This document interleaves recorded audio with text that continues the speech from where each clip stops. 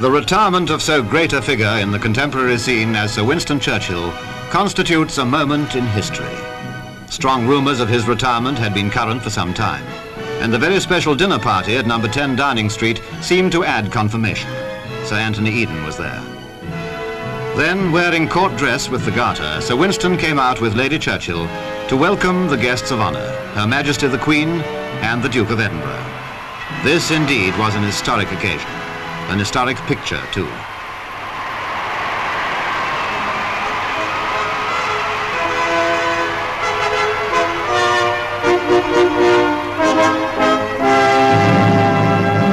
Next day, Sir Winston did in fact drive to Buckingham Palace to offer his resignation as Prime Minister and First Lord of the Treasury. At the audience, Her Majesty was graciously pleased to accept. No man in our lifetime has better earned the right to withdraw from the scene of action. As he steps from the stage, the curtain falls on a political era. It was early in his life that politics claimed him. As Home Secretary in 1911, he appeared in person, he would, of course, at the so-called Battle of Sidney Street. This astonishing affray was indeed a battle in which police and troops had to be marshalled against desperate criminals. This film is rather like a drama of the early movies, but it was all grim enough, in fact. It was, however, just an incident in Churchill's political career. And what a career.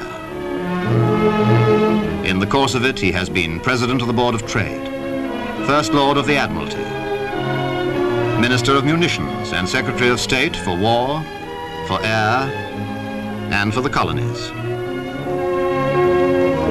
Chancellor of the Exchequer, Prime Minister and Minister of Defence. In World War I, as First Lord, he mobilized the fleet and played a Churchillian part in that first fearful struggle against Germany. This painting shows him and Lloyd George with their colleagues in Premier Asquith's War Cabinet. For a period between the two world wars, while not in the government, he wrote warnings of the coming storm. And when the storm broke, it was not long before this man of vast experience and sterling courage was called upon to lead his embattled country.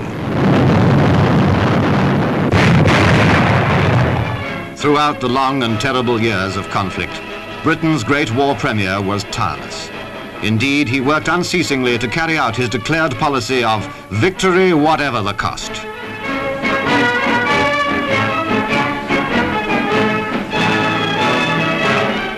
We cannot yet see how deliverance will come, or when it will come, but nothing is more certain than that every trace of Hitler's footsteps, every stain of his infected and corroding fingers will be sponged and purged, and if need be, blasted from the surface of the earth. The burdens of war leadership were immense. Not the least important of his duties were his journeys and conferences with Allied leaders.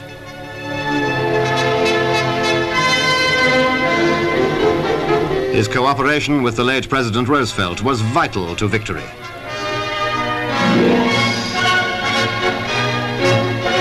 His meetings with Stalin followed his own axiom that anyone who fought against Hitler was a friend. When victory at last drew near, Winston Churchill, of course, went to the continent to see for himself.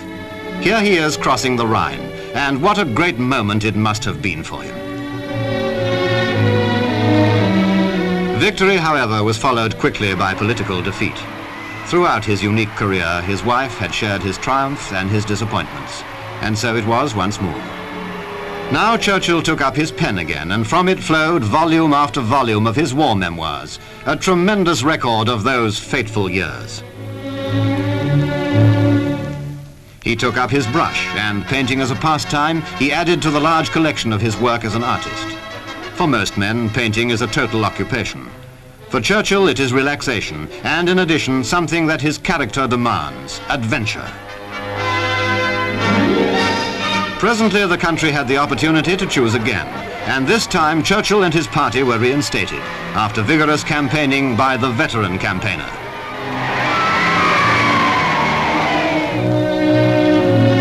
But peace had become a Cold War, and more journeys to conferences were undertaken by the Premier.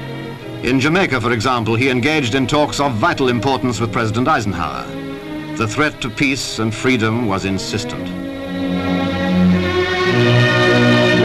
For his great services to his country, he had been made a Knight of the Garter.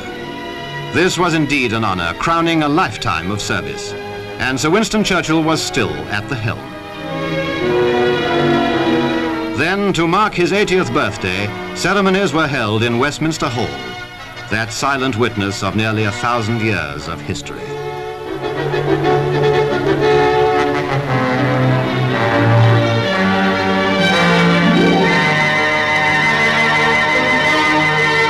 Two presentations were made to Sir Winston. The first, which was offered by Mr. Attlee, was a joint gift from Lords and Commons, a portrait painted by Graham Sutherland.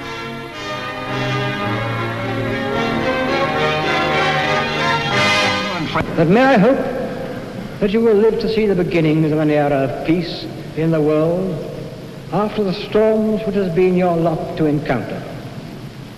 Old age hath yet his honor and his toil. Some work of noble note may yet be done. On behalf of both Houses of Parliament, Prime Minister, I ask you to accept this portrait.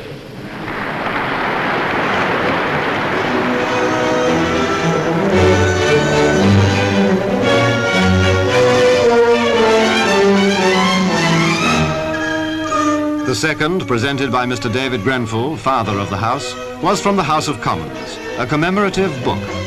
This was an all-party tribute, of course, and it was signed by all but a very few members. In the course of his speech, Sir Winston certainly amused the gathering by his references to the portrait. To me, the most memorable public occasion of my life.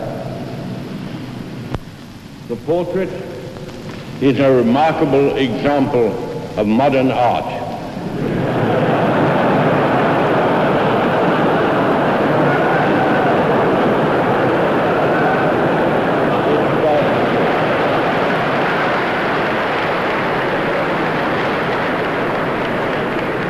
It certainly combines force and candor.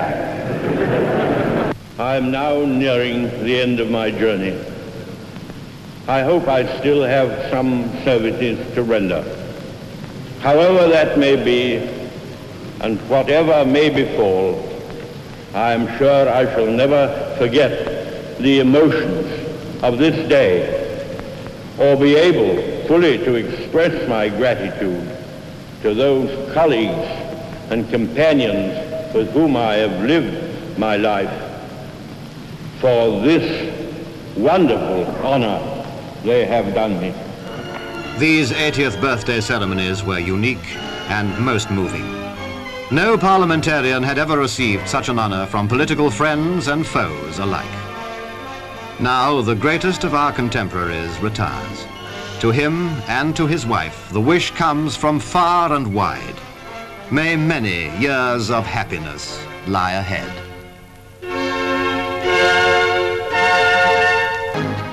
Arriving in New York, the new Secretary General of the United Nations was welcomed by Mr. Trygve Lie, not to mention the cameramen. Mr. Trygve Lie was in cracking form. Dag Hammarskjold, I wish you from the bottom of my heart welcome to New York and to the United Nations headquarters. You are going to take over the most impossible job on earth. But I wish you all luck and all the best. Thank you very much for those kind words. Then the new Secretary General was asked how to pronounce his name correctly. Well, I pronounce it myself in Swedish Hammarskjold. But if you say Hammarskjold, that's all right with me.